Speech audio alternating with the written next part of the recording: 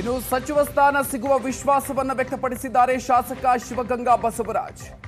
ಶಿವನ ಮುಂದೆ ಇರುವಂತಹ ಬಸವ ನಾನು, ವರ ಸಿಕ್ಕಂಗೆ ಅದು ಅಂತ ಹೇಳಿದ್ದಾರೆ. ನನಗೆ ವರ ಕೊಡದಂಗೆ ಮುಂದೆ ಹೋಗೋದೇ ಇಲ್ವಲ್ಲ ಅನ್ನುವಂಥ ಮಾತನ್ನ ಹೇಳಿ ಸಚಿವ ಸ್ಥಾನ ಸಿಗುತ್ತೆ ಅನ್ನುವಂಥ ವಿಶ್ವಾಸವನ್ನು ವ್ಯಕ್ತಪಡಿಸಿದ್ದಾರೆ. ಹೊಸದಾಗಿ ಆಯ್ಕೆಯಾದಂಥ 5 ಸಚಿವ ಸ್ಥಾನ ಕೊಡಬೇಕು.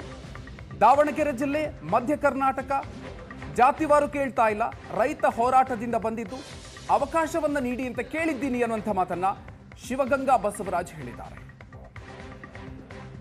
ಬಯಸ್ದಂಗೆ ಡಿ ಕೆ ಶಿವಕುಮಾರ್ ಸಾಹೇಬರು ಮುಖ್ಯಮಂತ್ರಿ ಆಗಿರೋ, ನಾನೇ ಮುಖ್ಯಮಂತ್ರಿ ಇದ್ದಂಗೆ ಇದ್ದೀನಿ. ಆದ ಕಾರಣ ಅವ್ರು ಕೊಟ್ಟರೆ ಗುಡ್ಡು, ಕೊಳ್ಳಿದ್ರೆ ವೆರಿ ಗುಡ್ ಅಂತ ನಿರೀಕ್ಷೆಯಲ್ಲಿದ್ದೀನಿ. ಹೌದು, ಚನ್ನಗಿರಿ ಸುಮಾರು ಮಾಜಿ ಮುಖ್ಯಮಂತ್ರಿಗಳು JH ಪಟೇಲ್ರು ಹೋದಾಗಿನಿಂದ ಇಲ್ಲಿವರೆಗೂ ಯಾವುದೇ ರೀತಿಯ ಒಂದು ಅವಕಾಶ ಸಿಕ್ಕಿಲ್ಲ, ಅವಕಾಶ ವಂಚಿತ ಆಗಿದೆ.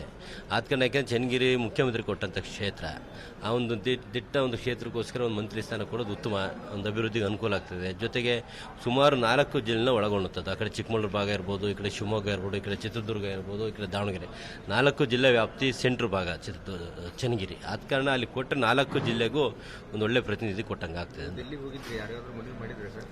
ನಾವು ಗಣಪತಿ ಇದ್ದಂಗೆ, ಶಿವನ್ನ ಹೆಂಗೆ ಗಣಪತಿ ಸುತ್ತಾರನೋ ಹಂಗೆ ನಾವು ಡಿ ಕೆ ಶಿವಕುಮಾರ್ ಸಾಹೇಬ್ರೆ ಸುತ್ತವರು.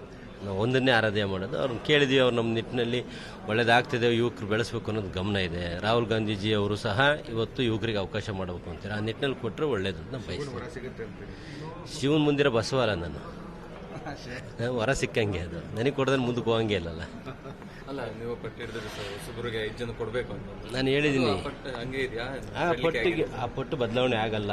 ಯುವಕರಲ್ಲಿ ಯಾರಿಗಾರು ಕೊಡಲಿ, ಹೊಸದಾಗಿ ಆಯ್ಕೆ ನನಗೆ ಕೊಡ್ರಿ ಅಂತ ನಾನು ಬಯಸಿಲ್ಲ. ಕೇಳಿದ್ದೀನಿ ಧರ್ಮನ.